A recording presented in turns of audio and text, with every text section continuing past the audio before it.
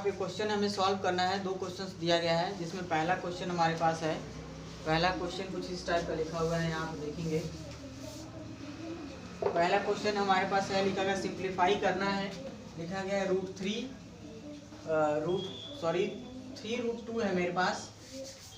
Number लिखा गया है 3√2 तो अपॉन लिखा गया है 3। नेक्स्ट लाइन से हमारे पास लिखा गया है 4 है। इस मल्टीप्लाई वही मेरे पास लिखा गया 3 रूट कितना है हमारे पास 2 है। नेक्स्ट लाइन से क्वेश्चन हमारे पास लिखा गया 3 टू दी पावर लिखा गया 4। इसको हमें करना है सिंप्लीफाई इट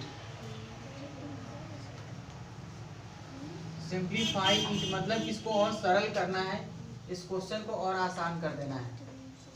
इस क्वेश्चन को हमें सॉल्व करना है। देखिए ठीक, यहाँ पे हम देख रहे हैं कि दोनों कंडीशन में यहाँ पे ये चीज़ आपको देखना है। यहाँ पे दोनों के बेस सेम है और कंडीशन मल्टीप्लाई का हुआ है, लेकिन पावर दोनों का क्या है, अलग है। आ रहा समझ में? सिंप्लीफाई इट का मतलब ये हुआ कि इसको वही इवेलुएट नहीं करना है, इसका 100% वैल्यू नहीं सॉल्व करना है। आ रहा समझ में?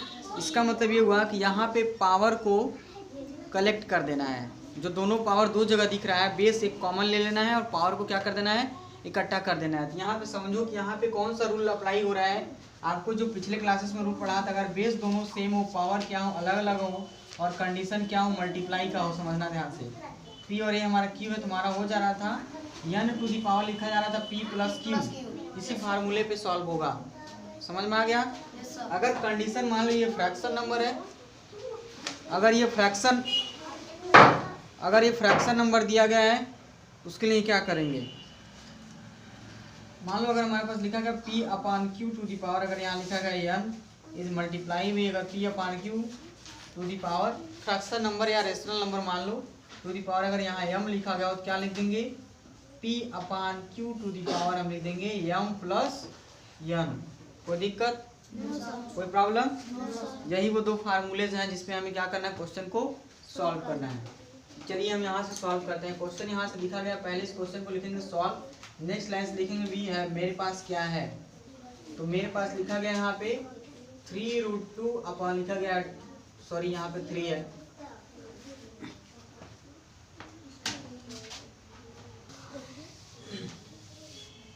इस क्वेश्चन को हम सॉल्व करते हैं। यहाँ देखना 3 अपॉन लिखा गया √2 3√2 अपॉन लिखा गया 3 टू दी पावर कितना हमारे पास लिखेंगे 4 इज मल्टीप्लाई में यहाँ लिखेंगे 3√2 अपॉन लिख देंगे यहाँ पे 3 टू दी पावर मेरे पास कितना है 5 है। ये हमारा 5 लिखा गया। इस क्वेश्चन को हम सॉल्व करते हैं।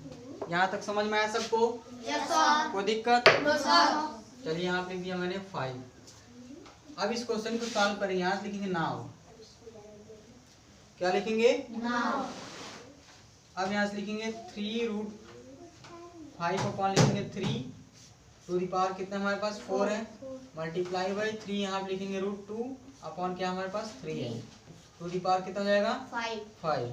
कोई दिक्कत? No sir. यहाँ पे देख रहे हैं दोनों का बेस सेम है, कंडीशन मल्टीप्लाई का है, पावर डिफरेंट है, तो क्या करेंगे, दोनों बेस को कॉमन ले लेंगे, पावर को ऐड कर देंगे। जैसा कि यहाँ पे दिख रहा है, यस सर। बेस सेम होने पर कंडीशन अगर मल्टीप्लाई होता है तो पावर को हम क्या कर देते हैं, ऐड कर देते हैं। तो वही कंडीशन हमें यहाँ करना है।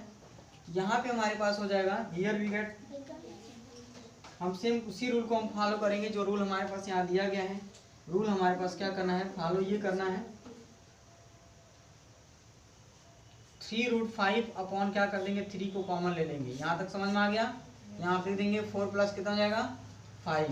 नेक्स्ट लाइन से मेरे पास कितना हो जाएगा, यहाँ देखो नेक्स्ट लाइन से यहाँ कितना हो जाएगा हमारे पास 3 अपॉन √3, यहाँ पे जगह हमारे पास √5 है, 5 लिखा है √2 लिख रहे हैं तभी से क्वेश्चन में तुम्हारे पास √2 है, सॉरी क्वेश्चन में हमारे पास सर वहाँ पे सॉरी √2 है, यहाँ पे √2 लिखेंगे, यहाँ लिखेंगे हमारे पास क्या है √2, यहाँ लिखेंगे √2। अब मेरे पास कितना हो जाएगा, यहाँ लिखेंगे √2 अपॉन कितना हो जाएगा हमारे पास 4 और 5 कितना हो जाएगा 4 और 5 जोड़ो कितना हो जाएगा 9। अब यहाँ से देखना, अब यहाँ से 3 और 3 कट जाएगा ना, अगली लाइन से यहाँ से कट कर दो, 3 1 जा 3, 3 1 जा 3, यानी कि 1 इज मल्टीप्लाई हो जाएगा √2 अपॉन लिख देंगे 1 टू दी पावर कितना हो जाएगा 9। नेक्स्ट लाइन से हो जाएगा √2 अपॉन 1 टू दी पावर कितना है 9। नेक्स्ट लाइन से हो जाएगा √2 टू दी पावर कितना हो जाएगा 9। इस तरीके से हमारे इस क्वेश्चन का सॉल्यूशन हुआ। तो दिक्कत सिंप्लीफाई करोगे तो ये तुम्हारा रिजल्ट बनेगा। समझ में आया कि नहीं आया? कोई दिक्कत, कोई प्रॉब्लम? आगे बढ़ो। अगला क्वेश्चन हमें करना था, अगला क्वेश्चन दिया गया यानी कि इसमें लिख सकते हैं डायरेक्टली, यहाँ लिख सकते हैं देयरफॉर, यहाँ पर देयरफॉर की साइन देकर के यहाँ लिख सकते हो, क्वेश्चन को लिख सकते हो।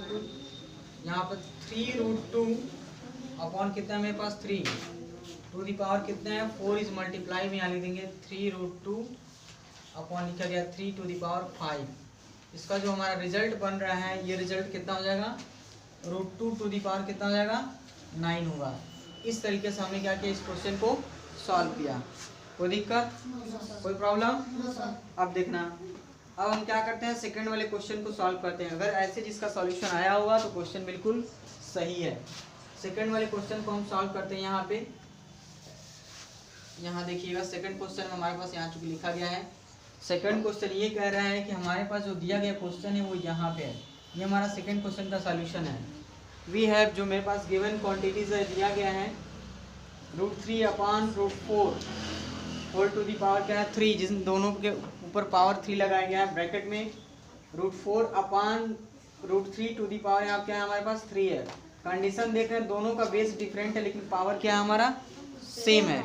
और कंडीशन मल्टीप्लाई क्या है, इस कंडीशन में क्या करेंगे पावर को कॉमन ले लेंगे, यानी कि हमारे पास अगर p टू दी पावर अगर n is multiply by q to the power n है तो हमारा ये रूल क्या लगेगा p is multiply by q to the power क्या हो जाएगा n, यही फार्मूला लगेगा। समझ में आ रहा है कि नहीं आ रहा है? कोई दिक्कत? अब यहाँ से इस क्वेश्चन को हम लोग सॉल्व करेंगे तो नेक्स्ट लाइन से यहाँ से लिखेंगे नाउ चलिए सॉल्व करते हैं। इक्वल की साइनिंग क्वेश्चन को लिखेंगे √3 अपॉन लिखेंगे रूट कितना आ जाएगा हमारे पास 4 टू दी पावर कितना है 3 इज मल्टीप्लाई बाई कितना हो जाएगा हमारे पास √4 अपॉन हो जाएगा √3 टू दी पावर कितना है 3। नेक्स्ट लाइन क्वेश्चन सॉल्व कर देख रहे हैं। यहाँ पे पावर दोनों का डिफरेंट है, सॉरी बेस दोनों का क्या है डिफरेंट है लेकिन पावर क्या है सेम है। पावर को सेम ले लेंगे, यहाँ लिखेंगे √3 अपॉन लिखेंगे यहाँ से लिखेंगे √4 इज मल्टीप्लाई बाई यहाँ कर देंगे √4 अपॉन कर देंगे √3। अब पावर लगा देंगे क्या हो जाएगा हमारे पास 3। यहाँ तक समझ में आया? किसी के न्यूमरेटर को किसी के डिनोमिनेटर से काट दिया जाता है इन केस ऑफ मल्टीप्लिकेशन। आप पढ़े कि नहीं पढ़े हैं? अगर कटने वाला रहेगा तो काट दिया जाता है। तो हमारे पास कितना हो जाएगा 3 बन जा 3 √3 बन जा √3 यहाँ कर दो √4 बन जा √4, यानी नेक्स्ट लाइन मिला 1 upon 1 is multiply by 1 upon 1 to the power कितना बना 3। समझ में आ गया? नेक्स्ट लाइन से हम यहाँ लिख देंगे मेरे पास कितना हो जाएगा नेक्स्ट लाइन से 1 इंटू 1 अपन कितना हो जाएगा 1 इंटू 1 टू दी पावर कितना होगा 3। नेक्स्ट लाइन से हो जाएगा 1 1 जा 1 1 अपन 1 3 हो गया।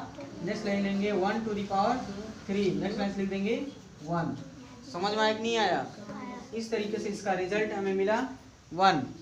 इस क्वेश्चन को यहाँ से देयरफॉर की साइन देकर के यहाँ लगा देंगे, लिखेंगे कि हमारे पास जो क्वेश्चन है √3 अपॉन लिखा गया है √4 टू दी पावर मेरे पास कितना है 3 इज मल्टीप्लाई बाई यहाँ लिखा गया है √4 अपॉन √3 टू दी पावर कितना हमारे पास 3। इसका जो रिजल्ट होगा 1 होगा। समझ में आया कि नहीं आया? इस तरीके से ये जो हमारा क्वेश्चन था सॉल्व हुआ। कोई दिक्कत?